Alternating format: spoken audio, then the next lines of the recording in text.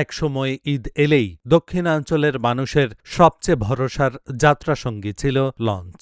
ঢাকা-বরিশাল নৌপথে যাত্রীদের ভিড়ে নোঙর ফেলার জায়গাও থাকত না। কিন্তু সময় বদলেছে। পদ্মা সেতু চালু হওয়ার পর দেশের যোগাযোগ ব্যবস্থায় এসেছে নতুন গতি। কয়েক ঘণ্টার মধ্যেই সড়কপথে গন্তব্যে পৌঁছে যাওয়ার সুবিধা পাওয়ায় নৌপথের সেই ব্যস্ততা এখন অনেকটাই অতীত। ফলে ঈদ মৌসুমেও যাত্রী সংকটে ভুগছে লঞ্চ মালিকরা।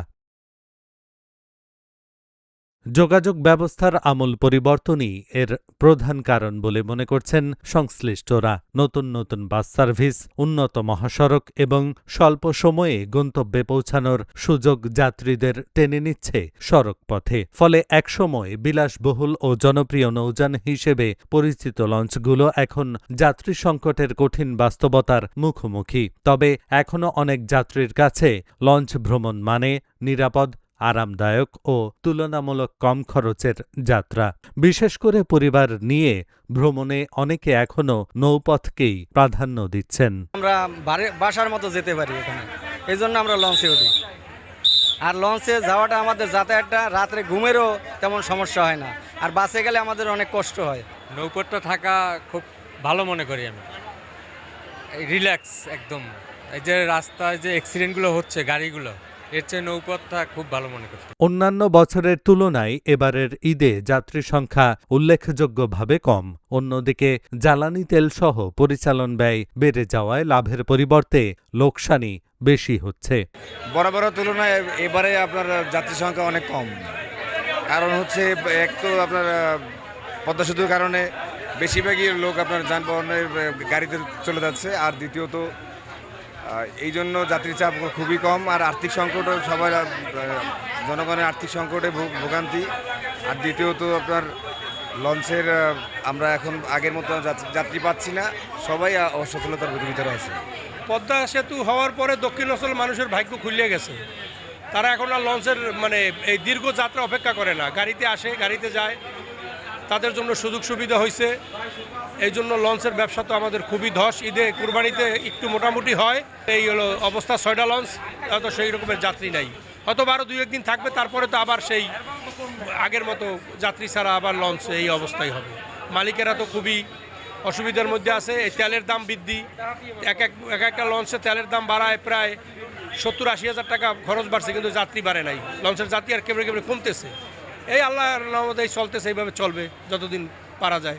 ঈদের মতো ব্যস্ত মৌসুমেও প্রত্যাশিত যাত্রী না পাওয়ায় প্রতিটি ট্রিপে কয়েক লাখ টাকা পর্যন্ত লোকসান গুনতে হচ্ছে বললেন লঞ্চ মালিকরা। পদ্মা সেতু হওয়ার পর আমাদের লঞ্চের ব্যবসা মোটামুটি একটা সম্পূর্ণভাবে ধস নামছে। এই সময় ঈদের যেই পরিমাণ ভিড় থাকতো তার 1/3 ভিড়ও আমাদের এখন হয় না। এই যে আজকে 6টা লঞ্চ যাত্রী নেয়, প্রত্যেকটা লঞ্চের কালকে আমাদের লস গুনতে হবে এবং 2-3 লক্ষ টাকা করে লস গুনতে হবে। এইবারের ঈদের সবচেয়ে খারাপ অবস্থা। এর চাইতে আমরা রোজার ঈদে তার চাইতে ভালো ছিলাম এবং ভালোভাবে এমনি নৌ নিরাপত্তার দিক দিয়ে এবার ভালো ছিল। আধুনিক ও যাত্রীবান্ধব সেবা নিশ্চিত করে নৌপথের আকর্ষণ ফিরিয়ে আনতে সরকার এবং লঞ্চ মালিকরা একসঙ্গে কাজ করছেন বলে জানান নৌ পরিবহন সংশ্লিষ্ট কর্মকর্তারা। ঢাকা বরিশাল একসময় এই বরিশালের ঐতিহ্যপূর্ণ নৌ রুট ছিল। বরিশাল থেকে ঢাকাতে মানুষ আসা যাওয়াতে স্বাচ্ছন্দ্য বোধ করত, কিন্তু তখন এই পদ্মা সেতু হয়নি বিধায় অনেক সময় লাগতো রোডে মানুষকে বরিশাল থেকে ঢাকা যেতে। সে কারণে মানুষ সময়ের প্রেক্ষিতে, সময়ের দাবির কারণেই কিন্তু মানুষ বরিশাল থেকে ঢাকা যেত নৌপথে। এখন হচ্ছে সেই নৌপথ এখন অনেকটা বেশি সময় সাপেক্ষ মনে হচ্ছে, এই কারণে যে সড়কপথে এই যাত্রীরা 5 ঘন্টায় আপনার বরিশাল থেকে ঢাকা চলে যাচ্ছে। তাই তারা সময়ের রক্ষার স্বার্থেই কিন্তু তারা এই সড়কপথকে বেছে নিচ্ছে এবং তারা এখন বাণিজ্যিকভাবেও কিন্তু এই রুটটি অত্যন্ত গুরুত্বপূর্ণ হয়েছে, যেহেতু স্বল্প সময়ে তারা বরিশাল থেকে ঢাকা যাচ্ছে কিংবা ঢাকা থেকে বরিশালে আসছে। কিন্তু এখন হচ্ছে বরিশাল যে নৌ রুট প্রায় 8 থেকে 10 ঘন্টা আপনার এখান থেকে নৌপথে আপনার যাত্রীদেরকে সময় লাগছে। সে কারণে তারা এই রুটকে তেমন একটা বেছে নিচ্ছে না। কিন্তু এখনও অনেক যাত্রীর কাছে কিন্তু এই রুটটি অনেক গুরুত্বপূর্ণ। যারা বেশি করে এনজয় ফিল করে, অনেক সময় তারা ছুটিতে আসে এবং নৌপথকে তারা উপভোগ করে। বিশেষ করে এই নৈসর্গিক সৌন্দর্যের যে একটা লীলাভূমি বরিশালের একটি গুরুত্বপূর্ণ, সেটা একটা নৌপথ। সেই নৌপথ এখনও যারা বেশি করে জার্নিকে পছন্দ করে তারাও কিন্তু এখন এই পথকে বেছে নিচ্ছে। দিচ্ছে। কিন্তু তারপরেও কিন্তু নৌপথ এখনও থেমে থাকেনি, এখনও নৌপথের উজ্জ্বল সম্ভাবনা রয়েছে। এ কারণে এই নৌপথে এখনও বাণিজ্যিকভাবে বেশি গুরুত্বপূর্ণ হচ্ছে। কারণ এখন আগে ছিল যেমন যাত্রী বান্ধব এই বরিশাল নদী বন্দর, এখন হচ্ছে কিন্তু ব্যবসা বান্ধব। সেই ব্যবসায়িকভাবে কীভাবে এই নৌ রুটকে কিংবা নদীপথকে আরও গুরুত্বপূর্ণ করা যায় সে লক্ষ্যে বিআইডব্লিউটিএ সদা তৎপর রয়েছে। একসময় দক্ষিণাঞ্চলের মানুষের জীবনযাত্রা ও সংস্কৃতির অবিচ্ছেদ্য অংশ ছিল লঞ্চ ভ্রমণ। এখন প্রশ্ন, আধুনিকায়ন আর নতুন পরিকল্পনার মাধ্যমে লঞ্চ কি আবার ফিরে পাবে তার হারানো জৌলুস?